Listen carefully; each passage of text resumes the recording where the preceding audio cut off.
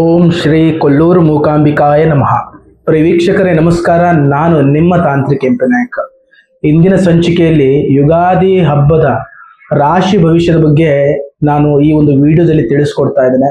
ಪರಾಭವ ನಾಮ ಸಂವತ್ಸರದ ಈ ಒಂದು ಯುಗಾದಿ ಹಬ್ಬ ಆದ ನಂತರ ಧನು ರಾಶಿಯವರಿಗೆ ಏನೆಲ್ಲ ಬದಲಾವಣೆಗಳು ಕಂಡು ಬರುತ್ತೆ, ಅವರ ಜೀವನದಲ್ಲಿ ಆರೋಗ್ಯದ ಸಮಸ್ಯೆ ಆಗಿರಬಹುದು, ಅಥವಾ ವ್ಯಾಪಾರದ ಸಮಸ್ಯೆಗಳಾಗಿರ್ಬೋದು, ಅಥವಾ ಕುಟುಂಬ ವಿಚಾರದಲ್ಲಾಗಿರ್ಬೋದು, ಏನೆಲ್ಲ ಬದಲಾವಣೆಗಳು ಕಂಡು ಬರುತ್ತೆ ಅನ್ನೋದನ್ನ ನಾನು ನಿಮಗೆ ತಿಳಿಸ್ಕೊಡ್ತಾ ಇದ್ದೇನೆ. ವಿಡಿಯೋ ಪೂರ್ತಿಯಾಗಿ ನೋಡಿ ಮತ್ತೆ ಹೆಚ್ಚಿನ ಮಾಹಿತಿಗಾಗಿ ಸ್ಕ್ರೀನ್ ಮೇಲೆ ಕಾಣಿಸ್ತಾ ಇರುವಂತ ನನ್ನ ನಂಬರಿಗೆ ಕರೆ ಮಾಡಿ.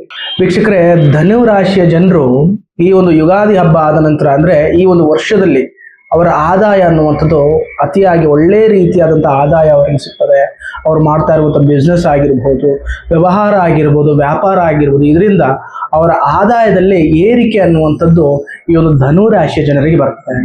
ಮತ್ತು ಅವರು ಮಾಡಿರತಕ್ಕಂಥ ಹಳೆಯ ಪ್ರಯತ್ನಗಳಿಗೆ ಫಲ ಅಂತ ಇದೆ ವೀಕ್ಷಕರೇ. ಅಂದ್ರೆ ಹೋದ ವರ್ಷ ಆಗಿರ್ಬೋದು, ಮಾಡಿರುವಂಥ ಯಾವುದೇ ಒಂದು ಕೆಲಸ ಆಗಿರ್ಬೋದು, ಅದರ ಫಲಗಳನ್ನ, ಒಳ್ಳೆ ರೀತಿಯಾದಂಥ ಫಲಗಳನ್ನ ಈ ವರ್ಷದಲ್ಲಿ ಅಂದ್ರೆ 2026ರಲ್ಲಿ ಆ ಒಂದು ಫಲವನ್ನು ಅನುಭವಿಸುವಂತ ಒಂದು ಯೋಗ ಧನು ರಾಶಿಯವರ ಜನರಿಗೆ ಬರ್ತದೆ. ಮತ್ತು ಮಾಡಿರುವಂತ ಹೂಡಿಕೆಗಳಲ್ಲಿ ಗಳಿಕೆ ಅಂದ್ರೆ ಅವರು ಇನ್ವೆಸ್ಟ್ಮೆಂಟ್ ಮಾಡಿರುವಂತ ಯಾವುದೇ ಒಂದು ಮನೆ ಆಗಿರ್ಬೋದು, ಪ್ರಾಪರ್ಟಿ ಆಗಿರ್ಬೋದು, ಅಥವಾ ಯಾವುದೊಂದು ಹೂಡಿಕೆ ಶೇರ್ ಮಾರ್ಕೆಟ್ ಆಗಿರ್ಬೋದು, ಇಲ್ಲಿ ಯಾವುದೇ ಒಂದು ಹೂಡಿಕೆ ಹಾಕಿದ್ರು ಕೂಡ ಈ ಒಂದು ಹೂಡಿಕೆಯಿಂದ ಅವರಿಗೆ ಏಳಿಕೆ ಗಳಿಕೆ ಅನ್ನುವಂಥದ್ದು ಜಾಸ್ತಿ ಆಗ್ತದೆ. ಮತ್ತು ಅವರಿಗೆ ಏನೇ ಒಂದು ದಾಂಪತ್ಯದ ಕೊರತೆಗಳು ಏನೇ ಒಂದು ಹೋದ ವರ್ಷದ ಇದ್ರೂ ಕೂಡ ಈ ವರ್ಷದಲ್ಲಿ ದಾಂಪತ್ಯದಲ್ಲಿ ಹೊಂದಾಣಿಕೆ ಕೂಡ ಬರ್ತದೆ. ಗಂಡ ಹೆಂಡತಿ ಮಧ್ಯದಲ್ಲಿ ಇರತಕ್ಕಂಥ ಸಮಸ್ಯೆಗಳು ಕೂಡ ಪರಿಹಾರ ಆಗ್ತದೆ. ಮತ್ತು ಆರೋಗ್ಯದ ಸಮಸ್ಯೆಗಳು ಸ್ಥಿರತೆ ಇರ್ತದೆ. ಯಾವುದೇ ರೀತಿಯ ಸಮಸ್ಯೆಗಳು ಕೂಡ ಆರೋಗ್ಯದಲ್ಲಿ ಬರೋದಿಲ್ಲ. ಮತ್ತು ಅವರು ಮಾಡುವಂತ ಕೆಲಸಕ್ಕೆ ಗೌರವ ಅನ್ನುವಂಥದ್ದು ಬರ್ತದೆ ವೀಕ್ಷಕರೇ. ಅವ್ರಿಗೆ ಏನೇ ಒಂದು ಕೆಲಸಗಳು ಇದುವರೆಗೂ ಕೂಡ ನಾನು ಮಾಡಿರುವಂತ ಕೆಲಸಕ್ಕೆ ಪರಿಗಣನೆ ಕೊಡ್ತಾ ಇಲ್ಲ ಯಾರು ಕೂಡ, ನಾನು ಮಾಡಿರುವಂತ ಕೆಲಸ ಯಾರಿಗೂ ಕೂಡ ಇಷ್ಟ ಆಗ್ತಾ ಇಲ್ಲ ಅಂತ ಇದುವರೆಗೂ ಕೂಡ ನೀವು ನೊಂದುಕೊಳ್ತಾ ಇದ್ರೆ ವೀಕ್ಷಕರೇ, ಧನುರಾಶಿ ವೀಕ್ಷಕರು ಕೇಳಿಸ್ಕೋಬೇಕು.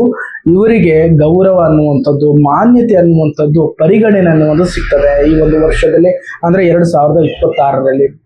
ಇವರಿಗೆ ಕೊನೆಯದಾಗಿ ಹೇಳಬೇಕು ಅಂತ ಹೇಳಿದ್ರೆ, ಇಷ್ಟವಾದಂತಹ ಒಂದು ಅಂದ್ರೆ ಅವರಿಗೆ ಅದೃಷ್ಟದ ಸಂಖ್ಯೆ ಅಂತ ಹೇಳಿದ್ರೆ 3 ಮತ್ತು ಅದೃಷ್ಟದ ಬಣ್ಣ ಅಂತ ಹೇಳಿದ್ರೆ ಹಳದಿ ಆಗ್ತದೆ. ಮತ್ತು ಈ ಒಂದು ವರ್ಷ ಇನ್ನಷ್ಟು ಒಳ್ಳೇದಾಗಬೇಕು, ಇನ್ನಷ್ಟು ಈ ವರ್ಷದಲ್ಲಿ ಅಭಿವೃದ್ಧಿ ಆಗಬೇಕು, ಅಥವಾ ಈ ವರ್ಷದಲ್ಲಿ ಏನಾದ್ರೂ ಒಳ್ಳೆಯ ಕೆಲಸ ಅಥವಾ ಏನಾದ್ರೂ ಒಂದು ಸಾಧನೆಯನ್ನ ಮಾಡಬೇಕು ಅಂತ ಧನುರಾಶಿಯವರು ನಿಮ್ಮ ಮನಸ್ಸಲ್ಲಿ ಇದ್ರೆ ಅವರು ಲಕ್ಷ್ಮೀ ದೇವಿಯನ್ನ ಆಗಿರ್ಬಹುದು ಮತ್ತು ಗುರುಗಳ ಆರಾಧನೆಯನ್ನ ಮಾಡುವಂಥದ್ದು ಬಹಳ ಸೂಕ್ತ. ಗುರುಗಳ ಆರಾಧನೆಯನ್ನ ಮಾಡಿ ಆದ ನಂತರ ಗುರುಗಳ ಆಶೀರ್ವಾದದಿಂದ ಅವರು ಮಾಡುವಂತ ಎಲ್ಲಾ ಕೆಲಸದಲ್ಲೂ ಕೂಡ ಯಶಸ್ವಿ ಆಗ್ತದೆ ಮತ್ತು ಅಭಿವೃದ್ಧಿ ಅನ್ನೋದು ಕಂಡು ಬರ್ತದೆ.